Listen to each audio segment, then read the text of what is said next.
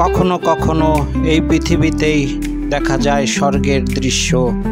স্বচ্ছ জলরাশির মাঝে একগুচ্ছ পদ্ম ফুল, তেমনি এই নির্মল প্রকৃতি আপনার চোখকে প্রশান্তিতে ভরিয়ে দেবে।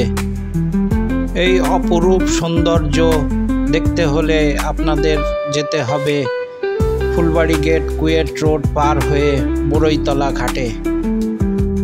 ফুলবাড়ি গেট কুয়েট গেট পার হয়ে চলে আসলাম টিসিসি টিচার্স ট্রেনিং কলেজ। এখানেই আমরা সকালের নাস্তা সারলাম। এখান থেকে আমি চলে আসলাম ল্যাবরেটরি স্কুল। এই স্কুলেই আমি ছোটোবেলায় অনেকটা সময় পার করেছি এবং এই স্কুলেই পড়াশুনো করেছি। এর খানিক বাদে আরও কিছু দূর এগিয়ে যাওয়ার পরে বাদল টিটিসি টেকনিক্যাল ট্রেনিং সেন্টার। এখানে বিভিন্ন ধরনের ট্রেনিং দেওয়া হয়, জাপানি ভাষা এবং অন্যান্য কারিগরি শিক্ষাও এখানে আছে। চলতে চলতে পথের দুধারের দৃশ্য এবং ছায়াশীতল পরিবেশ আপনার চোখকে এক অন্যরকম প্রশান্তিতে ভরিয়ে দেবে। কুয়েট রোডের শেষ মাথায় আমি চলে এসেছি। 0 পয়েন্ট যে রোড এসে মিশেছে, সেখান থেকে একটু বাঁয়ে মোড় নিয়ে ডানেই হচ্ছে কুলতলা ঘাট। এই ঘাটেই রয়েছে অসংখ্য মাঝি এবং অপরূপ সৌন্দর্য দেখার জন্য কিছু নৌকা। এখানেই সামান্য একটু হাঁটা রাস্তা রয়েছে। একটি নিরাপদ স্থানে আমার গাড়িটি পার্ক করে ঘাটেই চলে আসলাম। সকালবেলার বাজার ধরার জন্য অনেক মাছ ব্যাপারী তাদের মাছ নিয়ে এখানে এসেছেন। ঘাটেই বাঁধা রয়েছে অনেক ছোট ছোট নৌকা। বেশ কিছু লোককে আমি দেখলাম এসব মাছ কেনার জন্য এখানে চলে এসেছেন। টাটকা এসব মাছ, বিলের দেশি মাছ রয়েছে।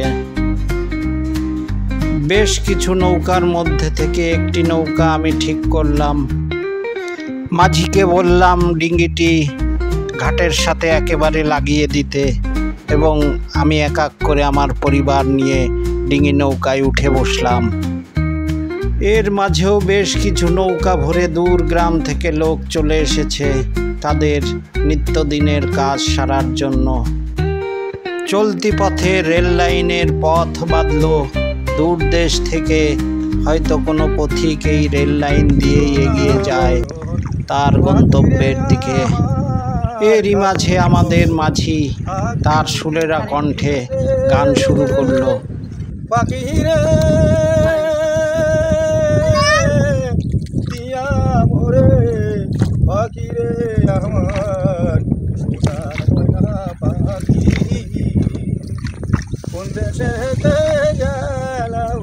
এই সবুজ প্রকৃতি এবং তার সাথে স্বচ্ছ জলরাশি, প্রকৃতি সেজেছে এক মায়াবী রূপে।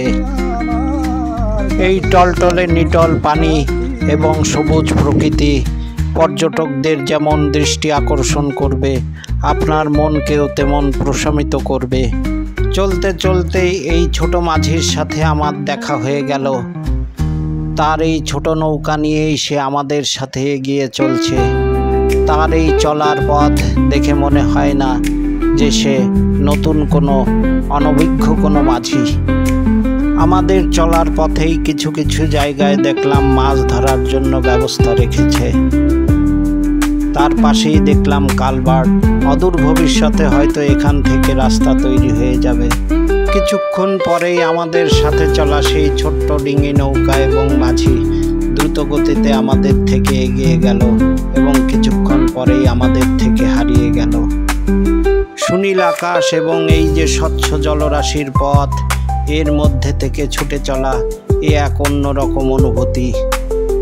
তবে এই অনুভূতি আপনাকে নিতে হলে অবশ্যই ভরা বর্ষার মৌসুমে আসতে হবে। ভবিষ্যতে যদি কখনো এখানে রাস্তা তৈরি হয়ে যায় তাহলে এই অনুভূতি আপনি আর পাবেন না। তাই আপনাকে বলবো অতি দ্রুত আপনি এখানে আসেন, এখানকার প্রকৃতি সৌন্দর্য আপনি উপভোগ করুন। সবুজের মাঝ দিয়ে স্বচ্ছ জলরাশির মধ্যে দিয়ে এগিয়ে যাওয়া প্রকৃতির এক বিস্ময়কর দৃশ্য। এই স্বচ্ছ জলরাশির মাঝেই আমি আমার হাত এবং পাটাকে একটু ভিজিয়ে নিলাম। তবে এখানকার পানি সত্যিই ঠান্ডা। এই ঠান্ডা পানি কোথা থেকে আসলো আমার কাছে বেশ বিস্ময়কর মনে হলো। এই চলার পথের মাঝেই মাঝে মাঝে আমাদের থেকে দ্রুত গতিতে এগিয়ে চলছে আরও কিছু নৌকা এবং মাঝি।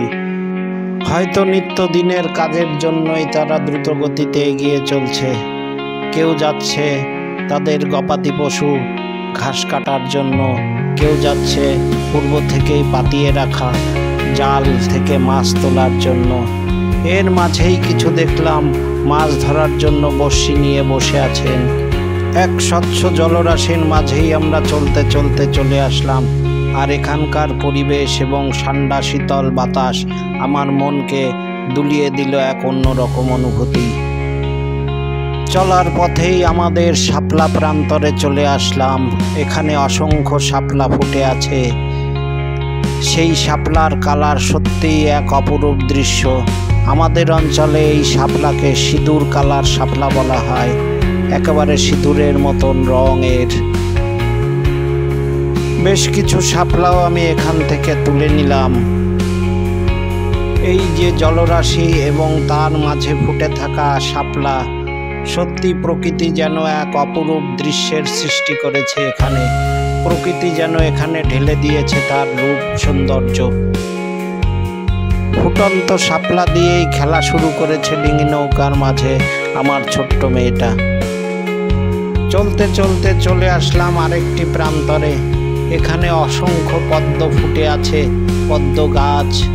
এখানকার দৃশ্য এক অন্যরকম অনুভূতি আপনার মনের মধ্যে সৃষ্টি করবে। আসলে এখানকার সৌন্দর্যের বর্ণনা আমি যেভাবেই বলি না কেন তা যথার্থ হবে না। এই বর্ণনা দিতে যেয়ে আমি যেন আমার খেই হারিয়ে ফেলছি। আসলে আপনি যদি এখানে একবার আসেন, আশা করি এর সৌন্দর্য আপনি মনে রাখবেন আজীবন। এই যে বিস্তীর্ণ জলরাশি এবং এই যে পথ এবং সৌন্দর্য, এটা আমার কাছে মাঝে মাঝেই মনে হচ্ছে এটা কি আসলেই আমার বাংলাদেশ। নৌকার মাঝে আমার মেয়ের খেলা যেন থামছেই না। কখনো শাপলা ছিঁড়ছে, কখনো পানির মধ্যে ভিজাচ্ছে, আবার কখনো পুরো শাপলাই পানির মধ্যে ভাসিয়ে দিচ্ছে। এবার বাড়ি ফেরার পালা প্রিয় বন্ধুরা। আজ এ পর্যন্তই। এই পথ এবং বিলের সৌন্দর্য উপভোগ করতে হলে অবশ্যই 2 ঘন্টা সময় হাতে নিয়ে বের হবেন এবং আসার সময় কিছু পানি এবং ছাতা নিয়ে অবশ্যই বের হবেন। চ্যানেলটি ভালো লাগলে অবশ্যই সাবস্ক্রাইব করবেন এবং বেল আইকনটি বাজিয়ে রাখবেন। লাইক, কমেন্ট এবং শেয়ার করতে ভুলবেন না প্রিয় বন্ধুরা।